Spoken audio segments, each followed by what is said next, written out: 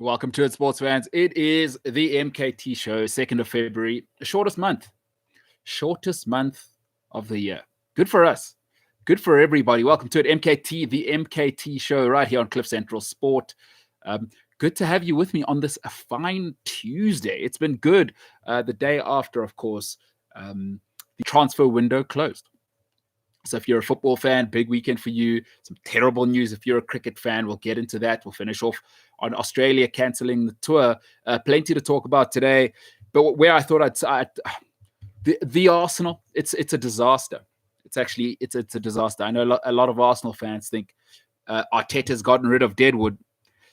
But I want to talk about the man who preceded him and the disaster that it was for so long. And I'm going to pick the 5 worst moments Arsenal have had. So we'll get into that and we'll finish off with the cricket. Remember, like, share, subscribe, be a friend, tell a friend, Cliff Central Sport. Let's get into it. We're going to start off with the football. By the way, MKT inspires on all social media. Otherwise, Cliff Central Sport on all platforms. All right. Listen, let's get right into it. The Gunners are on now, actually. The Gunners are on now. They're playing Wolves. I have no idea what's going on. I can't see the comments, so if you keep me updated, great. Hey, listen, I'm seeing somebody saying I was late. There's a lot cooking in the background here. You know, the world we work in, there's a lot cooking in the background. Anyway, no excuses. You should never be late, and I hate being late. Rikus, great point. Great point. But let's get into it. Because I'm late, let's get into it. Short, sharp, sweet. If you're watching the Gunners, all right, start with Arsenal. By the way, MKT inspires. So let me tell you a personal story. So I used to drink far too much in my 20s. It's not a sad story. Like I'm very comfortable talking about it because, a little bit of self-awareness never killed anybody. But I used to drink too much. And whenever people in my life would confront me, I'd get pretty defensive about that position and I'd cut them out of my life. Because they were always the problem. I was always the victim. They were always the problem. All right, you're the problem. You don't get it. Whatever. Tell me I drink too much. Get the hell out of my face. I'm getting in trouble every Friday, everywhere I go. It's always everyone else's fault. About 8 years ago, 2013, whenever that is, 7, 8 years ago, I'm not very good at mathematics. It took me 5 years to do a 3-year degree in university. But about 8 years ago, I realized, oh, no. A couple of situations, but I was like, oh, no. I'm the problem. That was tough. And the reason I'm telling you the story is that Arsenal actually remind me of myself back then. Because, hey, stuck with the drinking probably 5 years too long. I lost the football career because of it. My relationships in my life were breaking down because of it. I had eroded as a person. So Arsenal stuck with Arsene Wenger far too long. And, isn't it funny that in life, when things are eroding, the things we do to ourselves, we're always the last to see it. So those who love you, of course, try and protect you. But everybody, Chelsea fans, Man United fans, Liverpool fans, Spurs fans, we could all see what was wrong at Arsenal, right? We could all see it. And so, as somebody who's been the victim before, and as guys, like it or not, ego animal, right? We're all men. I don't know what it is in us. I've always said this, is ladies are better at moving on. Men are terrible at making a decision and going, oh, I've made a bad call. Now, I don't know if that's genetic. I don't know if it's how we're socialized. I was like that. Arsenal like that. Arsene Wenger should have gone, I think he should have gone 15 years ago. But he definitely should have gone 10 years ago. Right? He stayed at least a decade too long. But I want to tell you the 5 worst things he did at Arsenal. It was signings or decisions that led Arsenal to be where they are now. Folks, whenever you're in trouble in life, if your relationship gets in trouble, you get into financial trouble, your business gets into trouble, don't tell me it's one event that led you there. It's generally about 10 events, right? It's hiring a bad person. It's picking a bad wife. It's boozing on Sundays if your wife doesn't want you to, which erodes your relationship with your family and your mom and your, it's never one thing. Don't tell me it's one decision that crippled my business, right? COVID, that's an anomaly. I'm just talking in the normal world. Folks, when you erode and you hit rock bottom, it's a concatenation of events, right? Your wife says you're always late for dinner and you continue that because you're playing golf on Sundays. You're never there to watch the kids playing sport. It's always a series of things. So I'm going to give you the worst things that Arsenal did. And it's all Arsene Wenger, by the way. I don't want to hear anything. I know people who worked at Arsenal, and it was all Wenger all the time. Number one, Jack Wilshere, you stuck far too long. He gave Jack Wilshere 2 contracts after 3 major injuries. Folks, in business, there's a rule. You go with the principle over your feelings, always. I know it's a new time. Oh, feel for your employees. Folks, the ideal world is create a system you can replicate. And I'm sorry, I know this hurts us as people because I want to feel valuable too. But if you own a business, what you want is for everybody, including yourself, to be replaceable in the business. Arsene Wenger made himself the middle of the center of the business, and the Jack Wilshere thing made no sense. He gave him 2 extensions. 2 extensions for a guy we could all see was unbelievably injury prone. I'm sorry, that is a shocker. That's number one. The Mustafi signing, £35 million. Folks, he was a backup right back for the Germany team, and he played in the Schalke team, which were mediocre. Arsenal needed sort of CDMs, central midfielders, centre-backs. What was he doing? What was going on? £35 million for Mustafi. Are you kidding me? That's all Wenger. And that has been nothing short of a disaster. The Mkhitaryan signing, and some people might go, that's the worst thing that's ever happened. It is not. You got rid of the best player I think Arsenal have had since probably the Invincibles. Alexis Sanchez went the other way. You paid money on top of that, right, to get a terrible contract of £200,000 a week, and Henrik Mkhitaryan, who had failed at Man United. How did that deal make sense? You paid 20 million to take a terrible contract, and a player who, quite frankly, at Dortmund had his problems, at United was never good enough. And I mean, if you're an Arsenal fan, that's 20 million pounds on top of a 200,000 pound a week, 3-year deal. Granit Xhaka, folks, I'm afraid you cannot sign that and tell me you're looking to upgrade, and it's 35 million pounds as well. I'm sorry. Arsene Wenger, it was clear to us since the day Patrick Vieira walked out. It was clear what you needed. The Abu Dhabi thing, I don't want to hear excuses. Players get injured. Players get injured. The Mkhitaryan Xhaka situation is ridiculous. 35 million for an unathletic, decent ball-playing midfielder? I'm sorry. Because here's my thing about Xhaka, is Arsenal can be mediocre and were mediocre for 10 years without him. So you don't need Xhaka to be mediocre. You can be mediocre without Xhaka, 35 million pounds less, and maybe get 2 centre-backs. What was Wenger looking at all this time? But the last one and the most damning for me. Folks, we all get judged by our decisions. The man or woman you marry, how you raise your children. I'm sorry, the world is a tough place. The decisions you make, you're going to be judged for them. The Mesut Ozil signing has turned out to be the biggest disaster, I believe, in Arsenal football history. Again, you could have been mediocre without Mesut Ozil, and somebody should have done the recon. Why are Real Madrid looking happy to let go of a man at his prime? Now, if you do your recon, Schalke, why were they happy to let go of him for that price? Real Madrid don't let go of people if they are in their prime and there are no problems. It just does not happen. It doesn't happen. Mesut Ozil was a nightmare at Schalke, so they let him go. The way he left was acrimonious. You can go and Google that.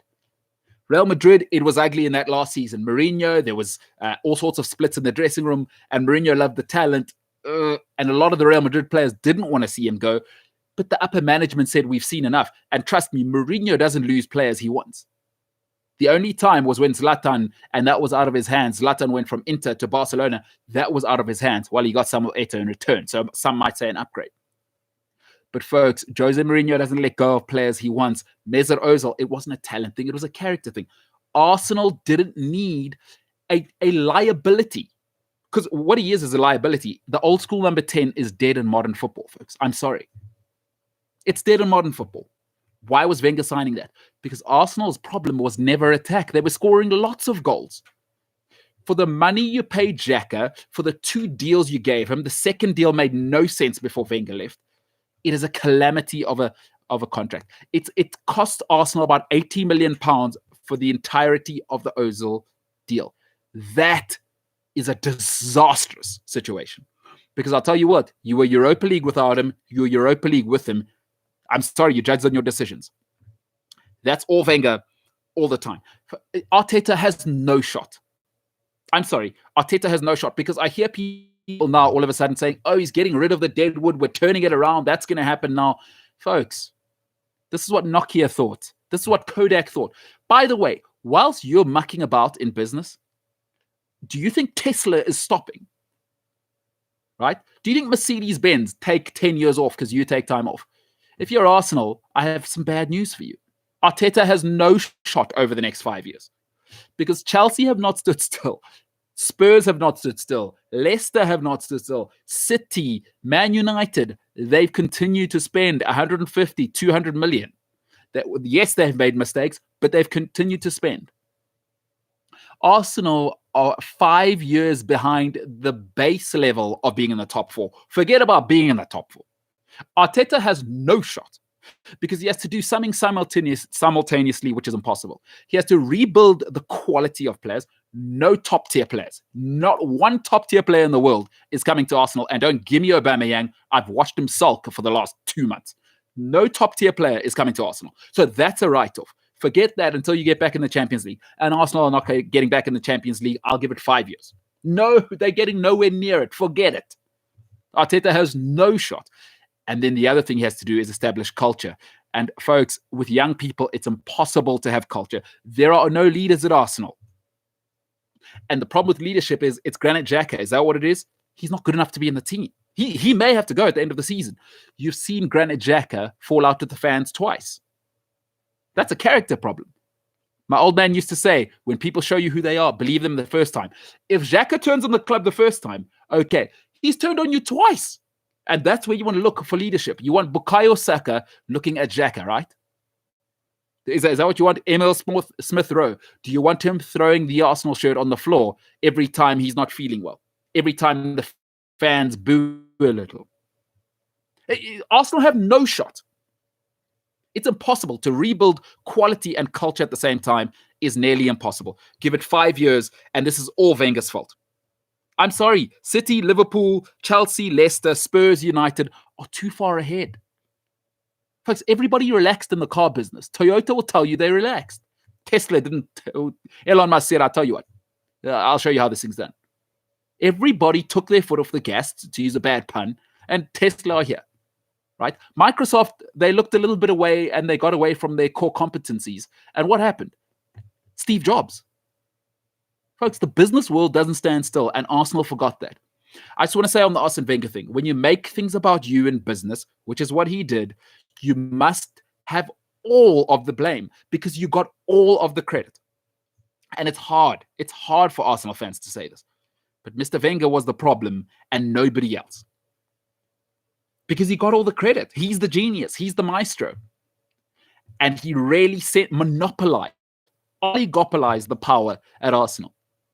It's been nothing short of 17 years of awful. This transfer window means nothing. Arsenal, you're 5 years away. Sorry to tell you. Sorry. You're not going to fix 17 years of mediocrity in 1 year. Good start. Because Arteta's doing what he should have done 10 years ago. Get rid of the deadwood. But they got emotional and they got lackadaisical. Don't give me the cost thing. Leicester have not spent more than Arsenal in the last 10 years. Get rid of Wenger and run your business properly. It's been shocking. So if you're an Arsenal fan, listen, it's a good start. It ain't going to work though. 5 years, you'll be back in the Champions League. Maybe. Culture takes forever. Winning's an ugly business, folks. It's an ugly business. Bukayo Saka, a 19-year-old, best player in the team. And what do you know about teenagers? They are up, they are down, they are up, they are down.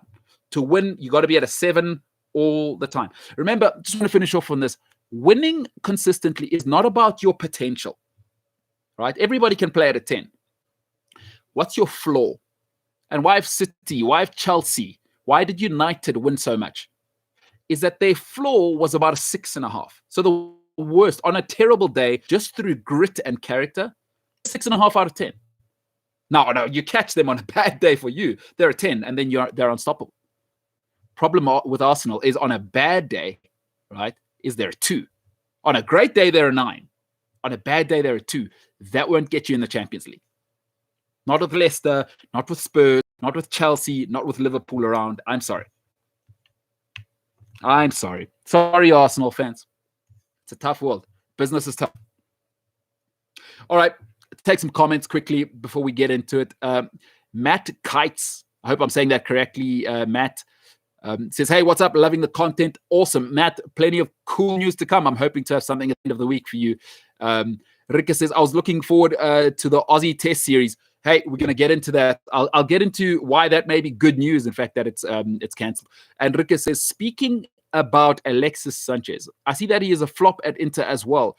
It makes me think if he was really that good. It seems like he was a better piano player. Look, the problem, I think, with guys, so there's this adage, right, is money doesn't change people. It makes you more of who you are. Everywhere Alexis has been, there's been a relationship breakdown.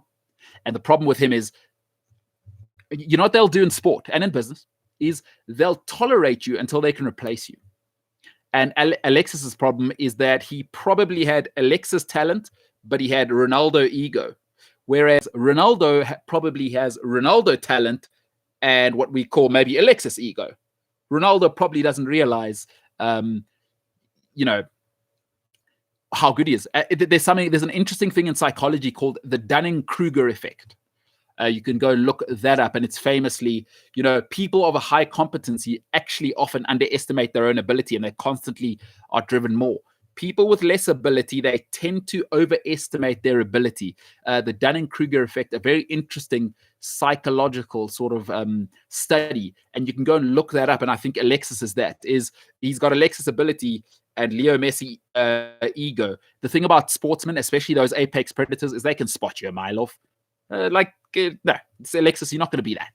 You're not Thierry Henry. We've seen that at Arsenal, and it was shocking. So Alexis, he had his time, but again, I think Alexis is a typical case. I think his greatest days were probably at Arsenal and at Udinese, right? Is big fish, small pond, great. Barcelona, get the hell out. Right? Man United, get the hell out. Inter Milan, get the hell out. What's the problem there? He's just a fish in a big pond. Right? Big fish in small pond is medium fish in big pond. And some guys don't respond to that. Alexis probably thinks, hey, I deserve a little more respect. He gets to Man United. They're like, excuse me, we had George Best. Who the hell are you? By the way, we just had 2 number 7s before you. A guy called Cristiano Ronaldo. Before him, a guy called David Beckham. Heard of them? So it's tough. It's tough. I agree with you. I think Alexis, he's been shown it's a character defect. And I've said it before. You'll hear me say it. It's my gospel. I'll never pay, and this is the Arsenal thing, right? Stop paying talent. We do this, we make this mistake in business all the time. I've learned it from somebody who I respect. I stop paying talent, pay production. And it's hard because we all fall in love with shiny things, which is what Alexis was. The skill, the attitude, but there's a character defect. Pay production, don't pay talent. It's what you see at Liverpool right now. It's what you've seen at Man United. That's what Fergie was absolutely brilliant at. It's what Bayern Munich do repeatedly. It's what the New England Patriots did. It's what the Australian cricket team did for 2 decades.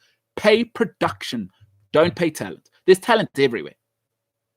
I can win long-term with character is if you're talented and you got no character, you're Alexis Sanchez. I can't win with you long-term. And it's a mistake we all make. The football clubs make it all the time. Man City made that mistake. They went for a guy called Robinho. He was the player of the season at 20 at Real Madrid, but once he came, he had all his money, he was comfortable, and the rest is a tragic history. Man United, they're busy with the problem now. Paid a guy called Paul Pogba all the money in the world. They forgot to do a little research before. Pay production, not talent. He looked very good, did Paul Pogba, when he was being babysat by Andrea Pirlo, Claudio Marchisio, Arturo Vidal. He was a world beater. Right? He was a world beater when N'Golo Kante was babysitting him. He was a world beater when you had Sissoko babysitting him in the France team, Griezmann babysitting him. Paul Pogba on his own, when he needs to be the big boy, he needs Bruno Fernandes. He needs to be babysat. And we don't pay 90 million pounds to be babysat. I pay 90 million pounds, you babysit. By the way, you do the babysitting, the shopping, you drop the kids at school for 90 million. I can't need to add Bruno to babysit you. That's crazy. Don't pay talent, pay production. But it's tough. It's tough because you got to remove yourself emotionally. And Arsene Wenger was awful at it. He was awful. He paid Ramsey too much. Ramsey was injury prone. I liked Ramsey. He paid Wilshere too much. And then some of the youngsters that he kept around. He kept Abu Diaby too long. It was clear that he was finished. The defenders, Mustafi, what's he doing? Callum Chambers, by the way, he paid 20 million pounds for. That's all Wenger. I'm sorry. That ain't going to work. That ain't going to cut it. All right, those are my thoughts on the Gunners. And great point there, Rickers, I must agree. Finish off on the cricket. Listen, so the Australians, the sandpaper team, they've decided, all right, we're not going to come to South Africa. There's variants, there's strains. Listen, we got to take COVID seriously first and foremost. I'm not a doctor, so I'm not going to comment on the COVID side of things. Let it be what it's going to be. They made their decisions. All right. I honestly, and I know, I love Test cricket. I only watch Test cricket. I don't watch pajama cricket. Honestly, I think this is the best thing that could have ever happened to Proteas cricket. Because there's three things we need to deal with, and they are real problems now. And folks, just like when I was drinking too much back in the days, in my 20s, is stop kicking the can down the road. My problem was I was kicking the can down the road because I knew somewhere deep down when I was on my own, my thoughts would haunt me. People know, they're not stupid. The Proteas know that SA cricket is teetering.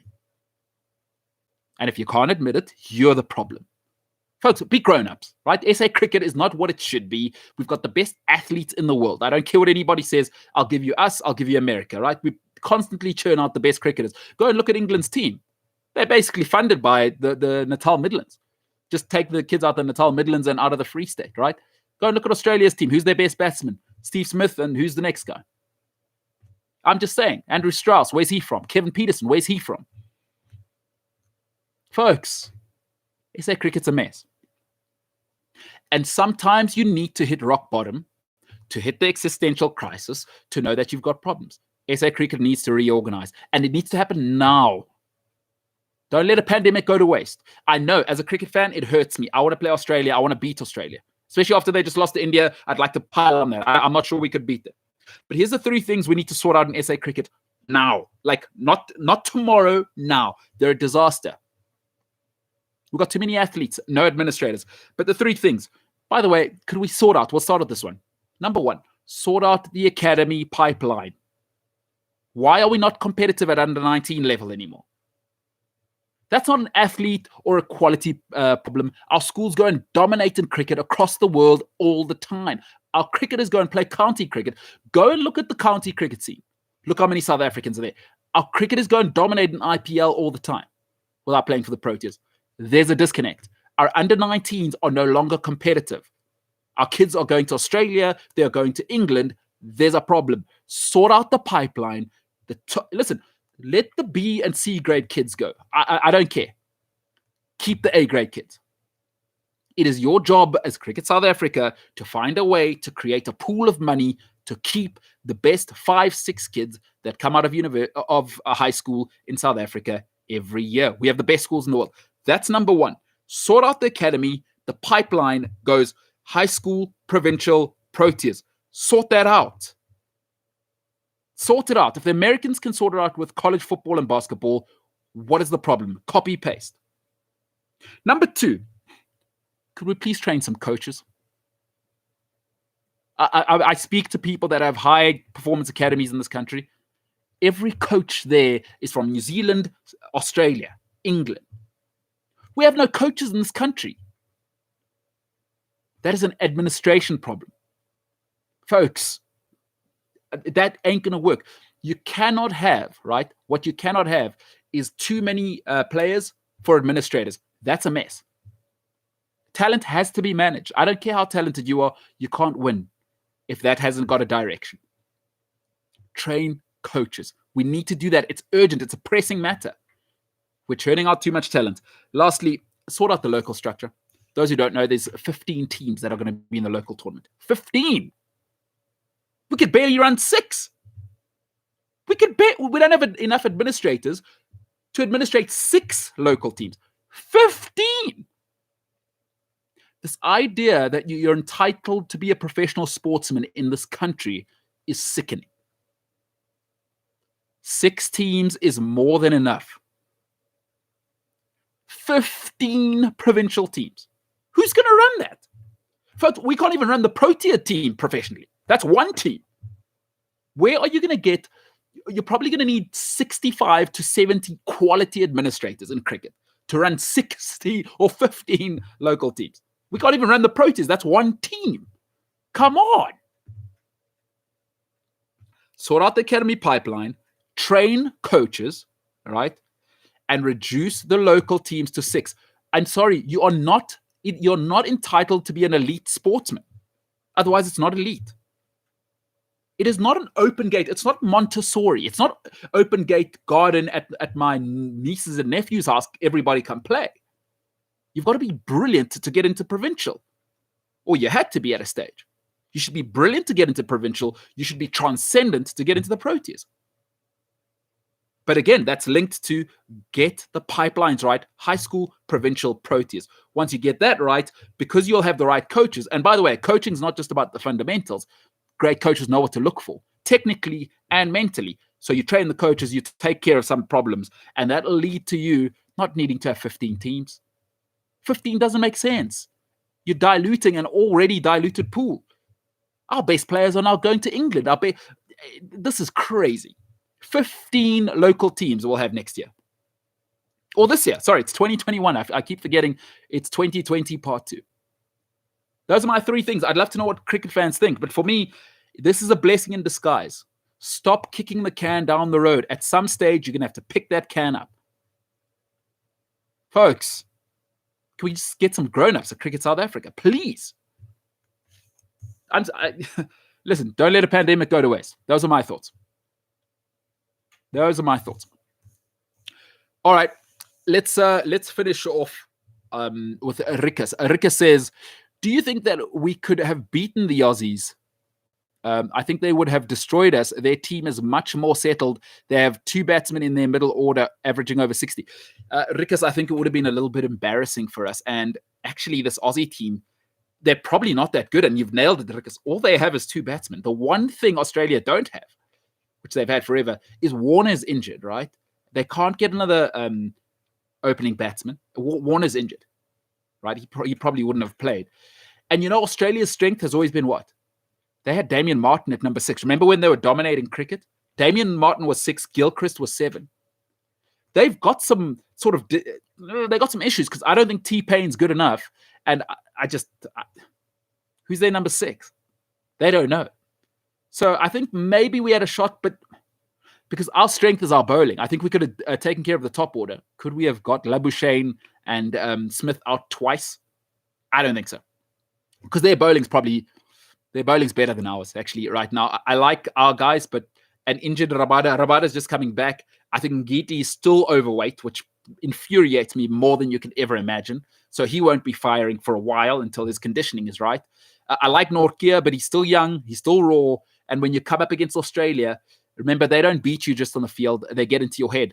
Nortje, would he be able to deal with that pressure? Because Smith gets to 90. He starts to put pressure on the youngsters. And youngsters, we know with pressure, tighten up. Test cricket's not for everybody. And then Nortje is bowling 3 days of 20 overs a day. What does that look like? And we've never seen Nortje really tested in Test cricket. We've never seen him really tested. His first test has been in Pakistan. It's not his fault. He's raw and he's young and he's learning. So I agree with you, Rikus. I think it might have got embarrassing. I think Australia aren't their best, but I think we're the worst the Proteas have ever been. So I agree with you there, Rikus. We would have been, that would have gotten ugly. All right, we'll finish off with Jesse Randolph. He says, by the way, if we win, we go above Chelsea. We'll be looking forward to Thursday's game, Tottenham versus Chelsea. Yeah, very true. Everything I said was, I don't think Arsenal will be back top 4 in the next 5 years. Yeah, I think Arsenal 1-0 up. Pepe has done something positive. It's probably about time. They paid £70 million for him. Another awful decision, I think. But All right, for another show. Congratulations to the Gunners. They're 1-0 up. That's breaking news. That's big time journalism. I'm a big J journalism right here. Jesse Randolph. Yeah, good luck to the Gunners. I don't think they'll be top 4. I expect Chelsea to be challenging with Tuchel. But that is it for today. So love to know what you think. MKT Inspires on social media. Cliff Central Sport across the board. And by the way to go show, myself and a name many of you may recognize, Ben Karpinski. We're teaming up. Go and check out Betway South Africa on their social media platforms. Go and check out their YouTube page. Our show is called The Way to Go Show. If you're into the sports betting, hey, I give you locks every week, by the way. So, that's what's cooking. Episode 2 will be out this week sometime. Look out on my social media platforms. MKT Inspires on all social media platforms. Otherwise, Cliff Central Sport. For now, ladies and gentlemen, you could have been anywhere with anybody. You made the horrible decision of choosing to be with me, but it's an honor and a pleasure to have been with you this evening. But for now, from me at Cliff Central Sport, MKT, it is the MKT Show. For now, ladies and gentlemen, I am the hell out of here.